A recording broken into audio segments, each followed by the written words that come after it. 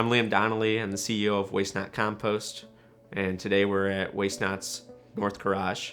WasteNot is a zero-emissions compost collection service serving homes and businesses throughout Chicago and Chicagoland. I grew up in Chicago. I grew up composting. I got into food service when I was 14, and that's when I realized that composting wasn't as mainstream as I thought it was. So I began taking food scraps home, eventually got paid to do that, which was pretty cool. And because I was 15, didn't have a driver's license, I had to find some method of transporting food waste, and a lot of it. So a bike and a trailer became the brand of WasteNot. Unbeknownst to me, I didn't know what a brand was back then. Things are a bit different now as a result of people seeing that composting was an option, and the fact that I would pick up from either their business or their home. The business kept growing. In early 2017, we got our first EV, and that changed the game. The rest is kind of history. And today, we operate more electric collection vehicles than any other waste hauler in the country. The electric fleet is a point of pride for us. It's not only a great thing for the environment and a great thing for our business's bottom line, but it is a great marketing tool as well.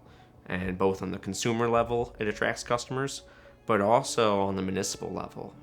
Municipalities are looking to partner with companies that are committed to sustainability, and not just in their back office or their home office, but within the communities that they're requesting service.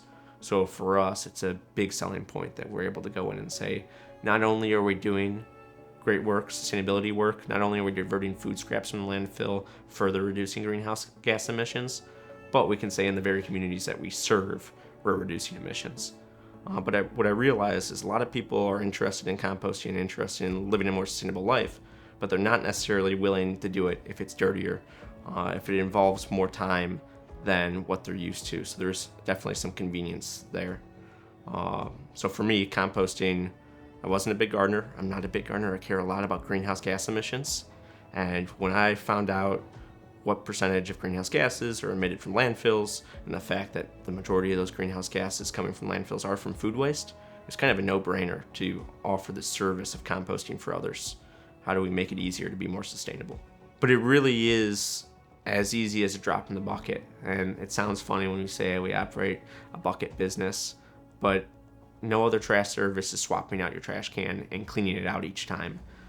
So rather than just dump most of our buckets into a truck, we're swapping those out. We're sending them through an industrial washing process, and you get a clean, fresh bucket each time. And you're able to compost all food scraps.